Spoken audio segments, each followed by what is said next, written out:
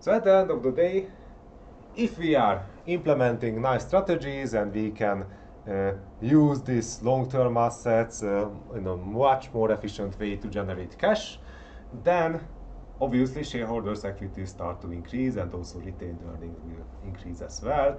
And maybe we don't need long-term debt at all, as in my case it happened. Okay, but what are the sources of equity? Because if I'm not using debt, then I'm highly reliable, or I will need equity and a lot of equity. So we have the different options. So we can use funders, equity at the beginning. Also, we have private investors. We can have angel investors who can be wealthy people, but they have also managerial skills, so they are not just providing funding, so equity capital, but they also providing expertise. How can you develop your product? How can you finalize your product? How you can place the product on the market? They can provide managerial support, or even can find some people who can be efficient managers, so they are way bigger added value than ordinary investors. Venture capitalists are professional investment firms which are completely focusing on the improvement of the value of the company, and they are patient capital, so they can sit in the company's board for 5 years or sometimes even longer, and their sole focus is to increase share price. So practically right now we are operating like a venture capital fund because we have this 5-year focus, and during the next 5 years we would like to have as much increase in the share value as possible, and we should test it in different ways. There is another option, special purpose acquisition companies. So sometimes when companies would like to be listed on the stock market, they are not just running a public listing IPO procedure when they are selling some of their shares on the market publicly, but they are merging with a company which is already listed on the stock market, but this is created only with the purpose of listing something else. So I will talk about it later, because right now it's quite popular, just sometimes it's dubious what is happening here and there, because some of them were scams, some of them are completely fine. So yeah. Okay, and also we can find here seeding capital. So in this case, what we were able to see in the past, that okay, in the case of SpaceX and also Orbital ATK, then nowadays Northrop Grumman, that the NASA was telling them that okay, if you are providing the same amount of investment from your own private sources as equity, then you can get the same amount of funding. So it was like $4 million US dollars from Elon Musk pocket, and also the same amount of money was coming from NASA, and also they were providing market, or the possibility of market. So if they were able to launch their vehicle and reach the International Space Station, then they can get a contract for multiple launches with a defined revenue stream, and on the other hand they can use the launch vehicle as they want. But the NASA did not become the owner of SpaceX, so they did not purchase any kind of equity. It would be really funny, but they were not doing this. So mostly they were generating, or they were providing market and know-how for development, but this is the end of their involvement here. So they are not traditional funders. Yeah. Much more like revenue generators and business providers. And the last one is sovereign wealth funds. So when investment funds are created by different states to manage some part of their foreign exchange reserves, which can be generated from oil revenues or other commodities, because usually they are commodity exporters, or they can outsource some part of their foreign exchange reserve because they have huge foreign exchange reserves, like what is happening in China. So China has at least 5 or 6 sovereign best funds nowadays, and they are conducting foreign investments. So there are many different approaches, so let's check them. So venture capital, first of all, is not just focusing only on startups. In many cases we can have this illusion that they are focusing only on startups, but we can see that most of the money, most of the investment, so usually 90% of the investment is going into big companies, which are already established. Maybe they are helping to refurbish them, maybe they are helping to remove those parts of the company which lower or which where the added value is lower, so that's why they are not contributing as much to cash flow generation. And we can see here that obviously a bigger company requires way bigger investments. So, for example, in 2006 in Hungary, the biggest venture capital investment was into Borsod, which was a huge chemical plant, and they were making these big molecules and also plastics for automotive industry and for other industrial purposes. And what they were doing there, that this venture capital fund was pushing them towards higher added value plastics.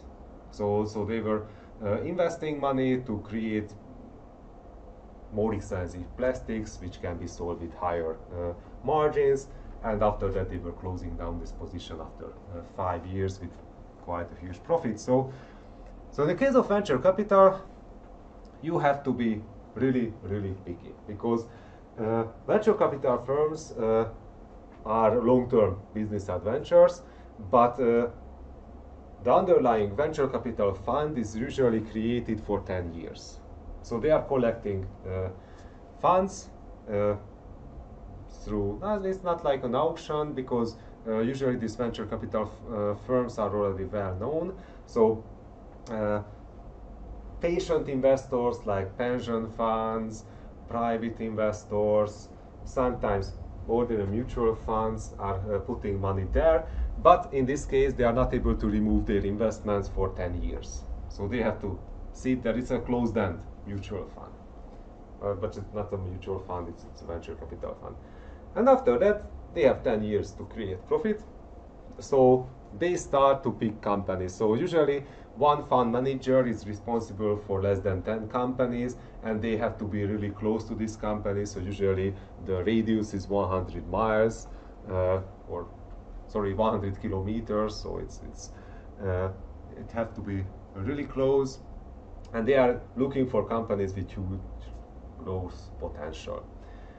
And usually the success ratio is quite low. So their investment focuses around 5 years. So at the end of the 5 year, so they are already big investors, so they can delegate people to the management.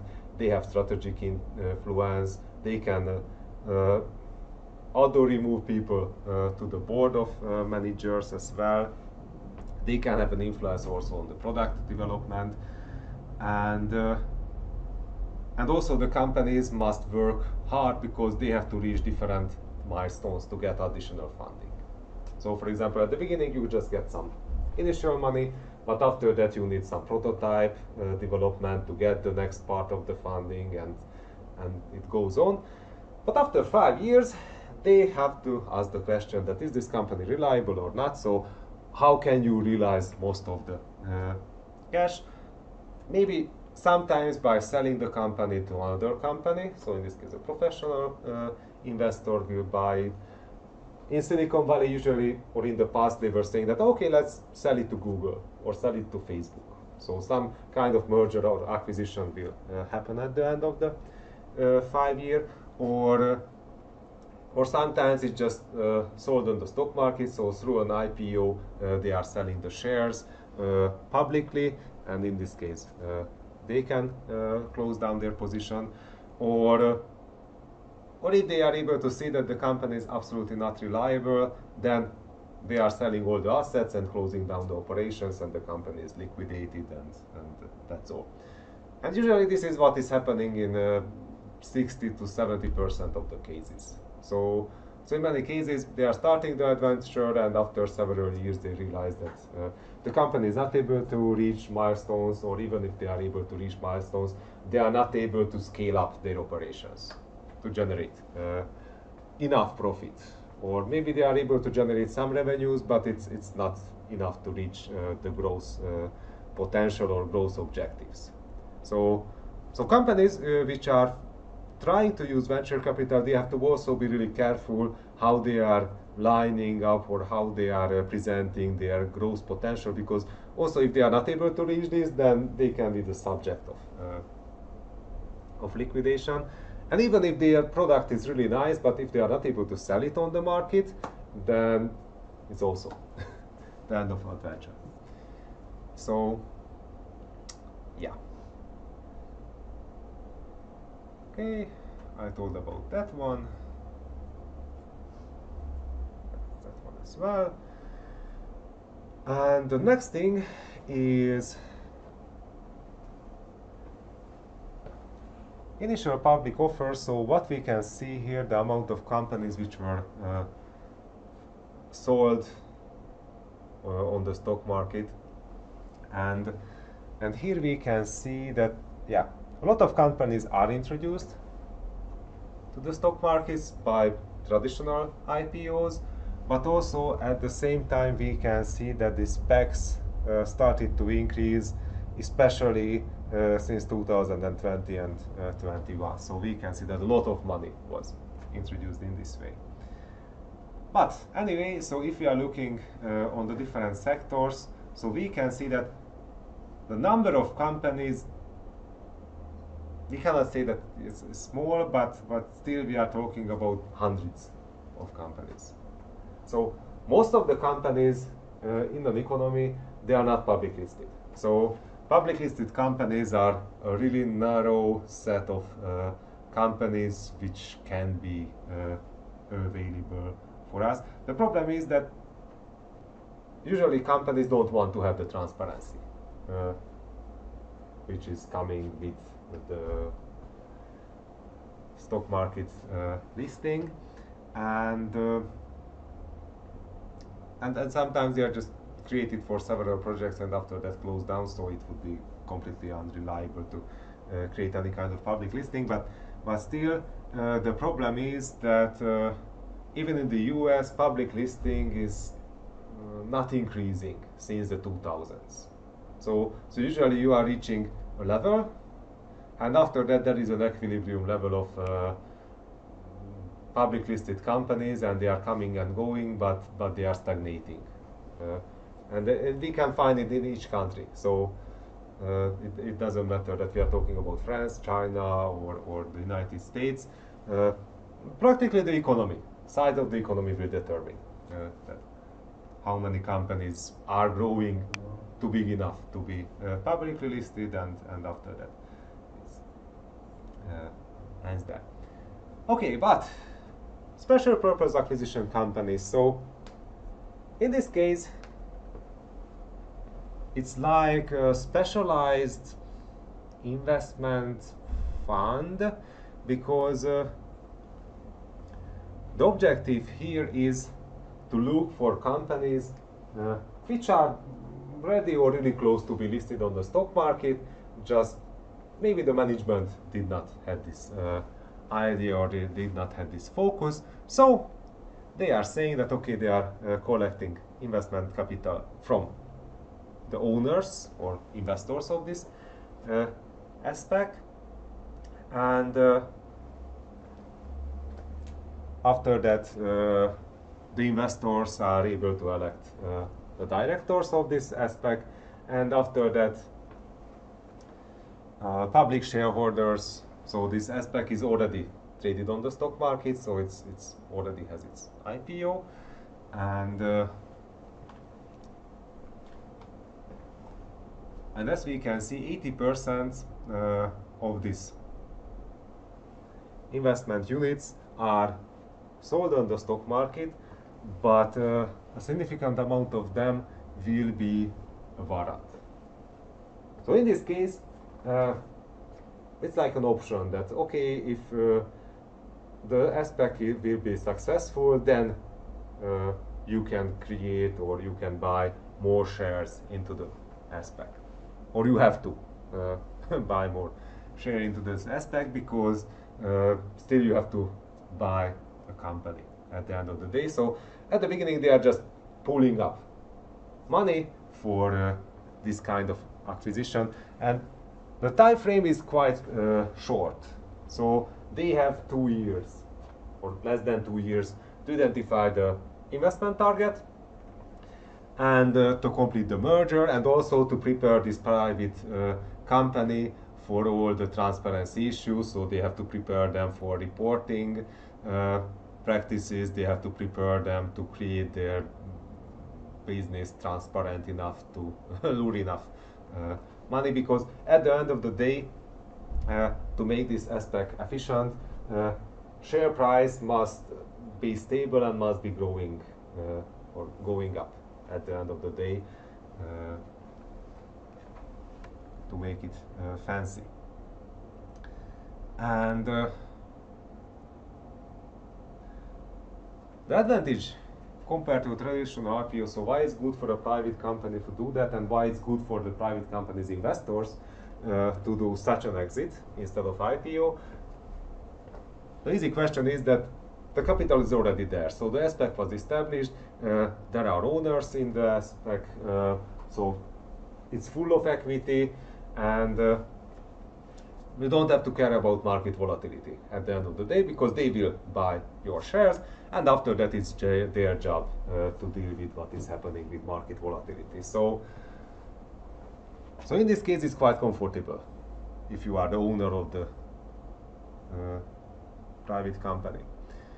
And also it's quite comfortable through the timeline of listing, because you can develop all the business procedures if you did not have it already, and also SPAC leaders will have the company, so you can get some managerial support.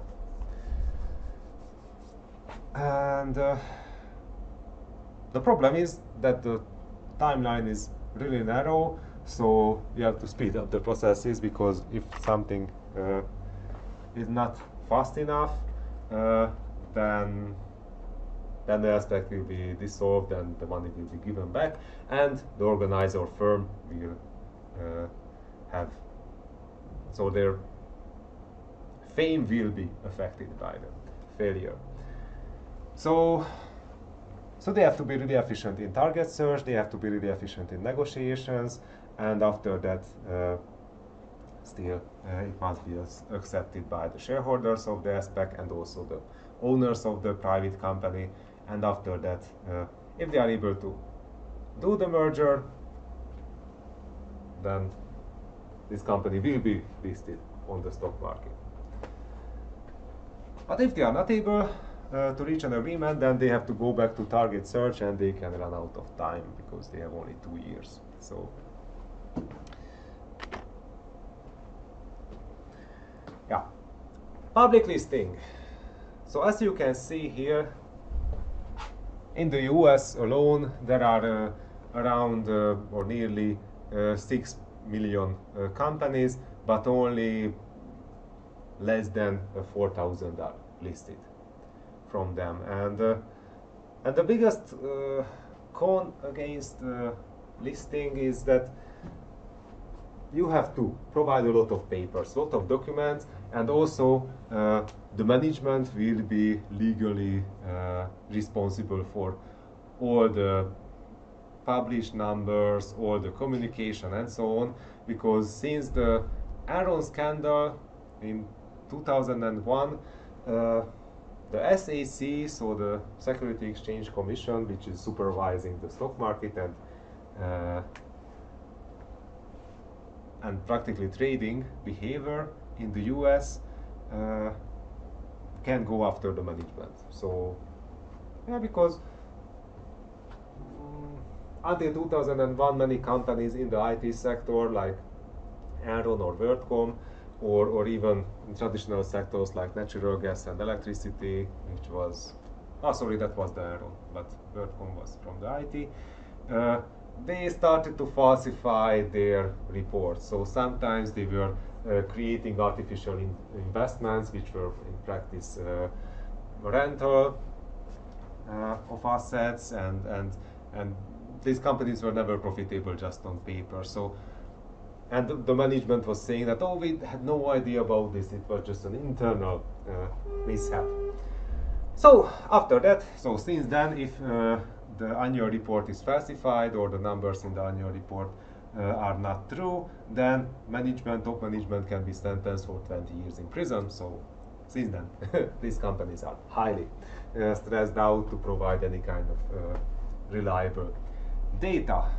But some people don't want to do this, so that's why it can be against.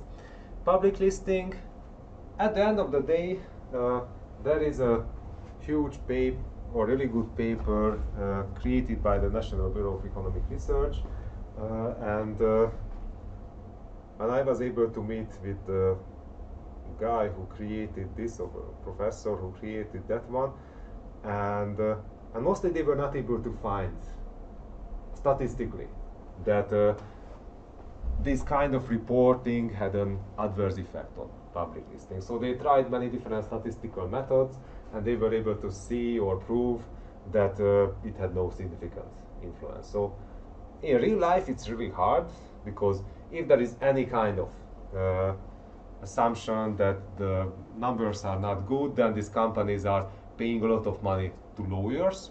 So lawyers were really happy, not just investors, after this legislation, but at the end of the day, this is not a significant influence on a limiting number for public listing in this business.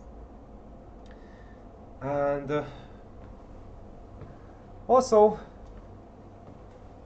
for companies where we can find growth potential, usually for them it can be, or for their owners, it can be highly beneficial to put them on stock market and enjoy the benefits of growing, because in this case your share value grows as well, and you can exit whenever you want and realize the profit.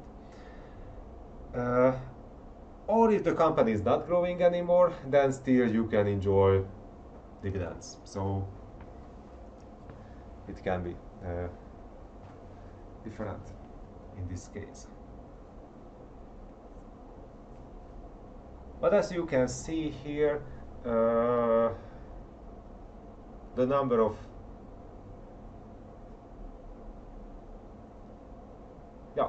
so added value in public listed companies are still bigger. So usually they are the best of the best what is listed on the stock market. So if you are comparing industrial firms and public firms, then we can see that they are always generating more money. They are much more efficient than the private sector or private companies which are not traded publicly. Yeah. But also on the other hand, we can see that since the 70s, public listing was decreasing in the US. So we can see that it's mostly negative numbers what we can see in all firms, public firms. Okay, I was mentioning already seeding capital. So in this case, technology transfer is provided. In this case, some funding is provided, some future market is provided, which is really important. So that's why this is much more like about building up a sector. It happened also in the early time of the internet and the IT sector. So similar public programs happened in the US and elsewhere during the 90s, what we can see here in the late 2000s in the US. Okay, SVFs. They are owned by sovereign entities, but so they are owned by governments, but at the end of the day, their investment strategy is determined by the government, but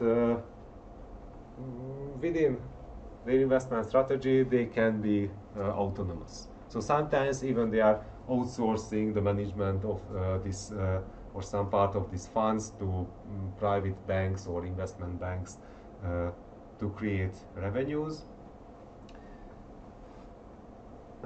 Which one is significant in this case? For example, this fund from Abu Dhabi, and they were purchasing a huge share or huge package from Virgin Galactic in 2010. The problem is that Virgin Galactic is still not flying and still not generating any kind of revenue. So what they were doing, that they were building a huge plane, and it can bring up a shuttle to higher heights, and then this shuttle will start to its engines, and then it's going up to the top of the atmosphere. So theoretically they are in space, but they can go only until 80 kilometers, and the space official is at the Karman line is at 100 kilometers, so they are under it, but still they are high enough to enjoy the view, and after that the shuttle can come back. In practice, they were licensing this technology from the X Prize winner Burt Rutten in 2004, and they got this funding in 2010, and they are developing this technology again and again. Once their shuttle was destroyed because of pilot error, but I'm not sure about it. So it was pilot error, but mostly hardware error, because it was allowing illegal things to do for the pilots.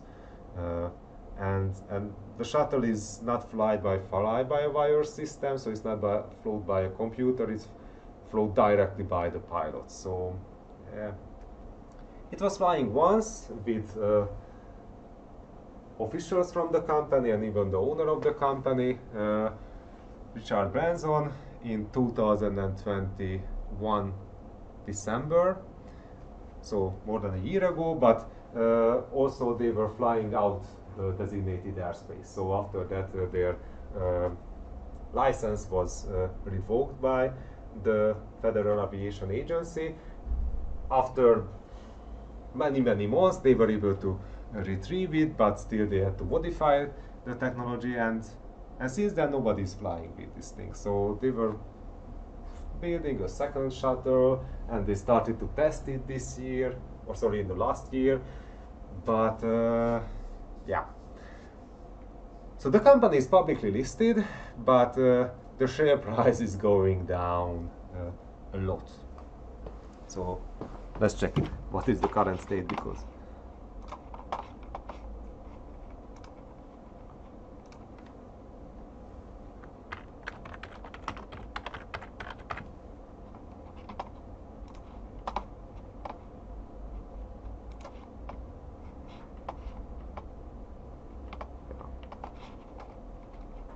let's change it to monthly, because in this case we can see.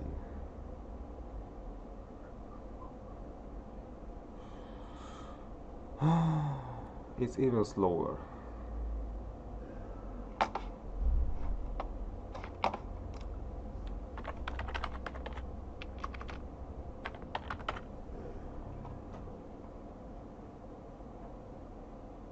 Oh my.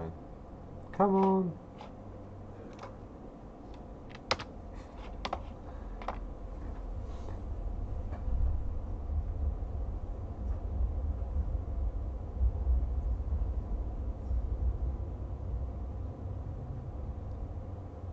Okay.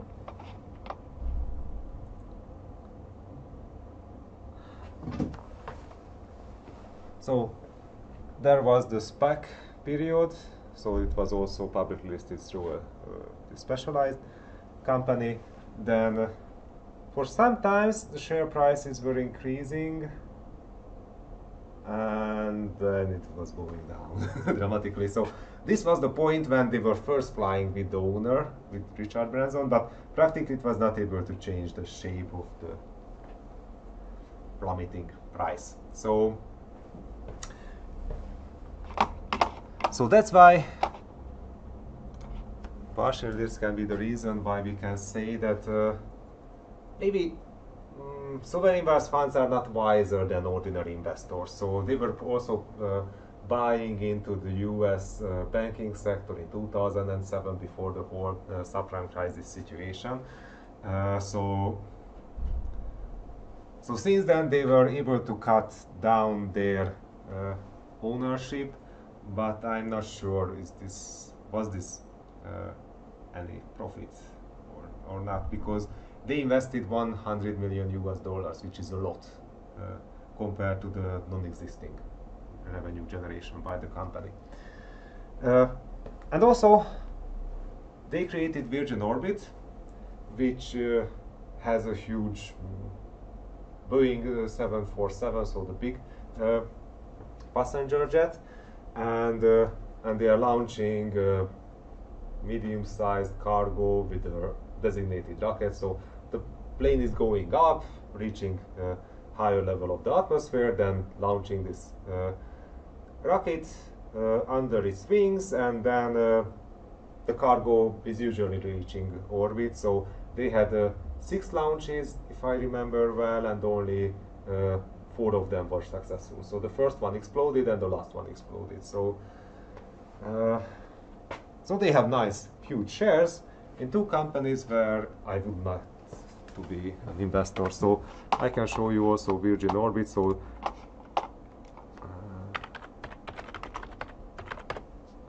share price.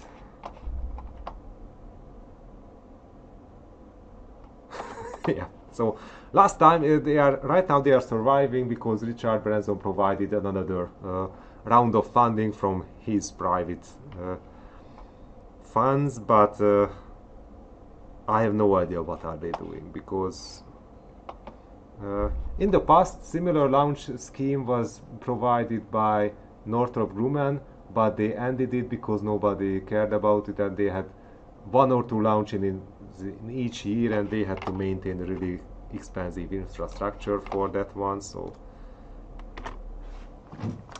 yeah, okay, but there is Rocket Lab, which is nowadays generating only half of their revenues from launching.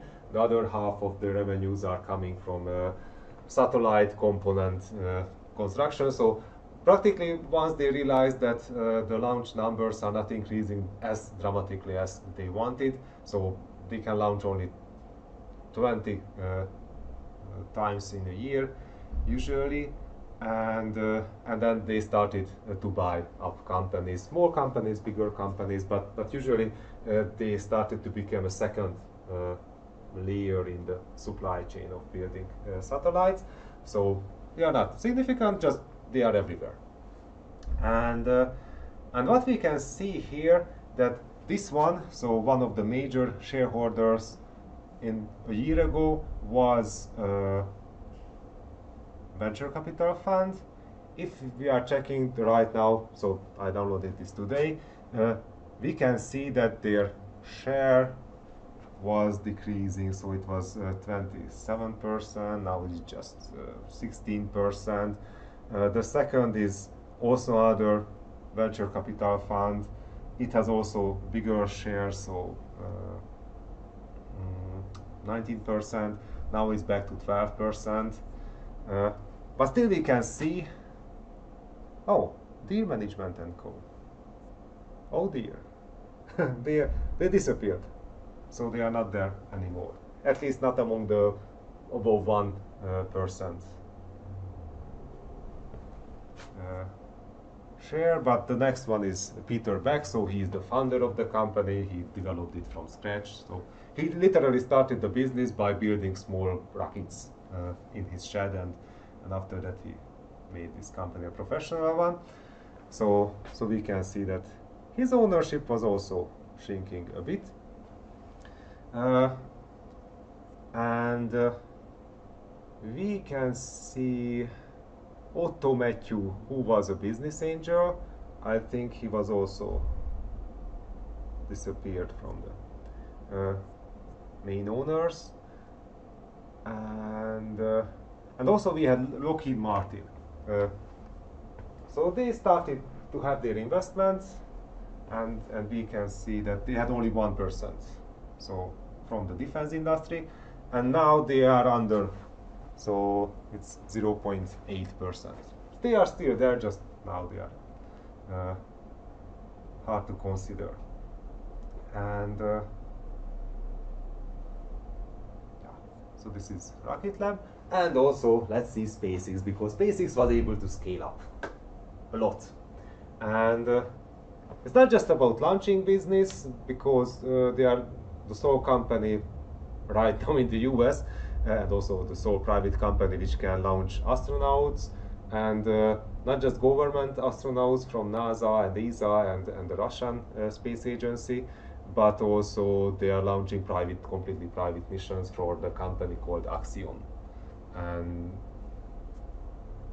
also they have these Polaris missions, so with even private citizens are traveling them once, and now the second time is, or second mission is coming up soon. So in their case, we can see clearly how funding is increasing and how it follows the scaling up of the business of the company, because at the beginning, yeah, there is some convertible bonds, but only 20 million US dollars in 2008, right after they were able to get the NASA contract. And after that, another 10, 21 million US dollar of venture capital equity, 3 million, 47 million, 1.5 million, come on. So these are really small investments. In this year, they were able to develop the Falcon 9 rocket, so they were able to reach orbit with a heavy lifting rocket or medium lifting rocket, and this was the year when they were able to reach the International Space Station, so this is when business started efficiently for them. So until then, this was just development phase. And after that, we can see that suddenly money starts to flow in, because in 2015, we got the next funding round. So 33 million, an undisclosed firm started to invest 900 million US dollars. But as you can see here, convertible preferred stocks. So preferred stock means that they get better voting power, or they get interest-like revenues. So they are not getting dividend, but they are getting any kind of some kind of interest behaving payment. And also it's convertible, so until this point it's behaving much more like a bond, not an ordinary share. So this one is safer for the investor in case of default. And also we can see another 33 million from other investors, so everybody is defensive, highly defensive.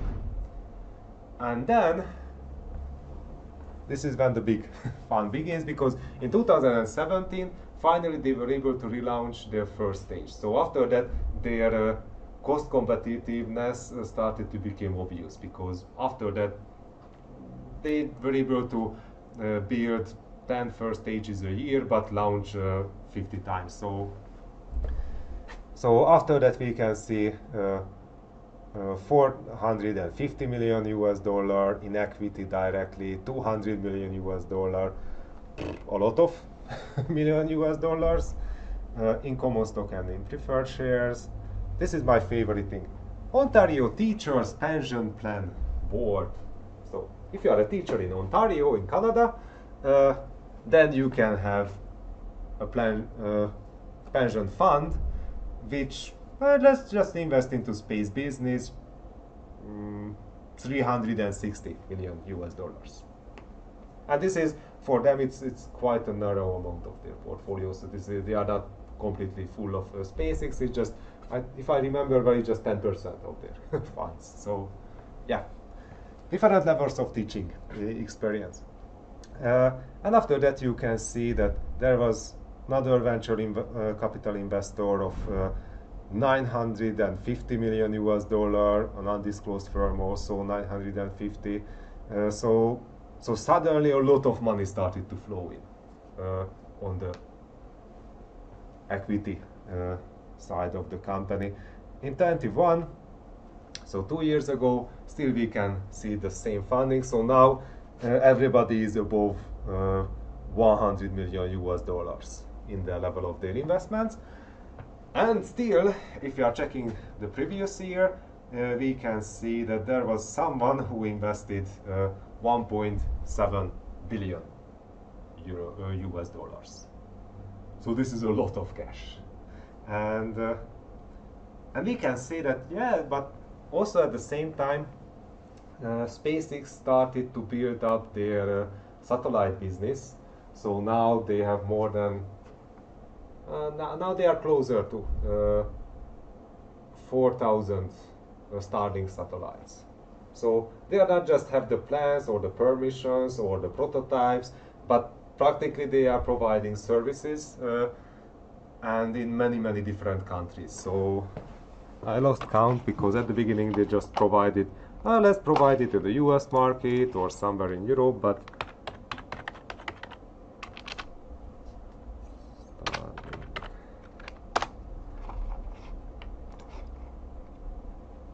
view availability map. So right now, if you want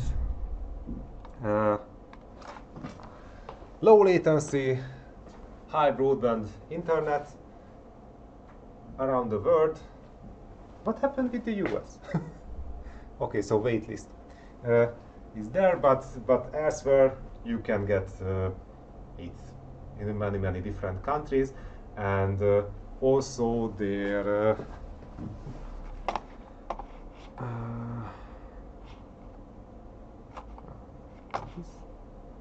so there are residential internet. Wow, okay, it's a bit expensive. So right now in Hungary you need to pay 70,000 forints per month, while at the same time if you need wired internet it's I have to pay 5,000. Just in this case, wherever you go, so you can put down the dish, which is this size, and after that you can get the internet. But also you can get business level internet. Also you can put it on now on planes because they were developing another version. Also in the Internet of Things, so you can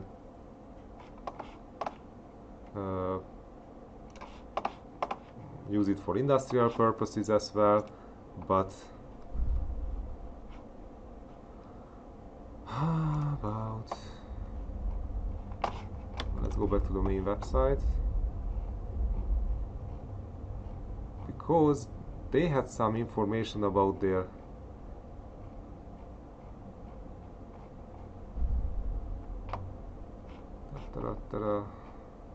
user numbers.